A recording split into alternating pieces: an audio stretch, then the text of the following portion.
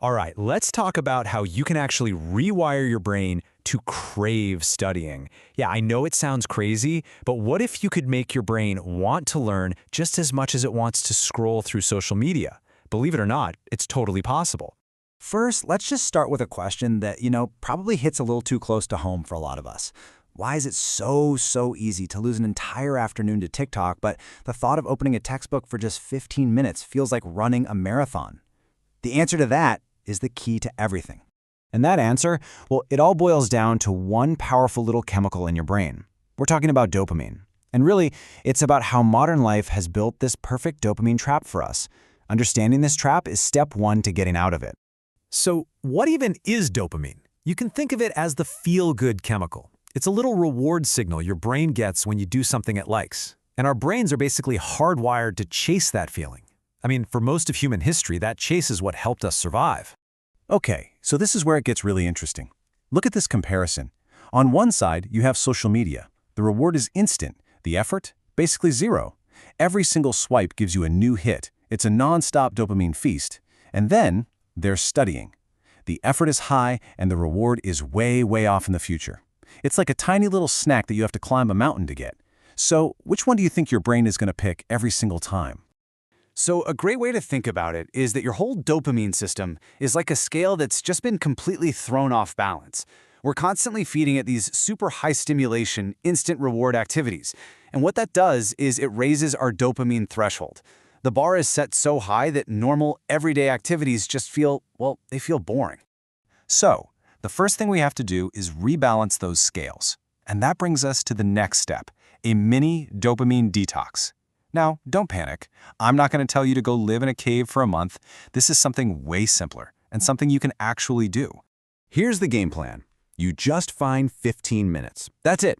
And for those 15 minutes, you deliberately bore yourself. No phone, no music, no podcasts, nothing. Just you and your thoughts. You can go for a walk, just without your phone. Or you could literally just sit and stare at a wall. The whole point is to just let your brain chill out and reset its expectations.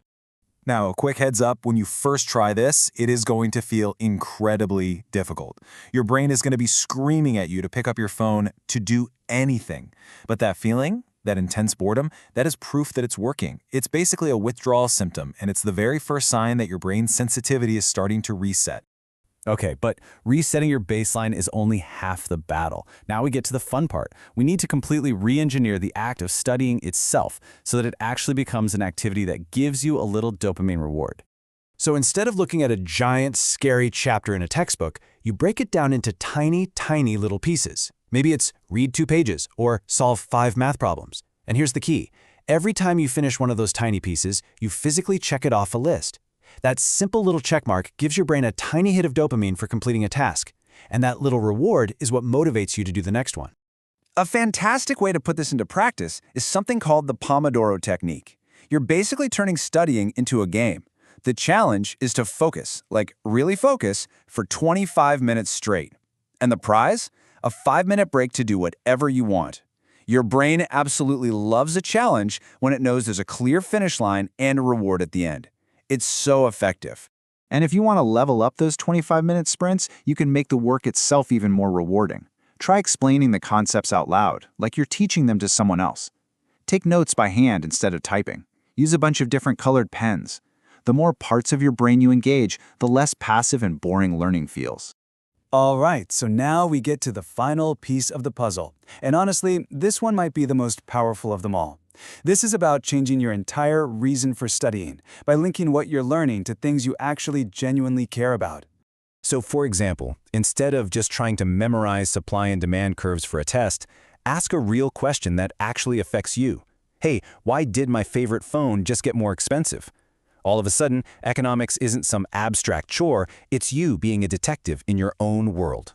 And this works for any subject. Studying biology, connect it to your workout. What's actually happening inside my muscles when I lift weights and get sore? When you start tying this school stuff to your real life, you're tapping into your brain's natural, built-in curiosity. And you see, when you make that mental shift, everything changes. You're not fighting your brain anymore, trying to force it to do something boring. You're actually working with it. You're feeding its natural hunger to figure things out, to understand the world.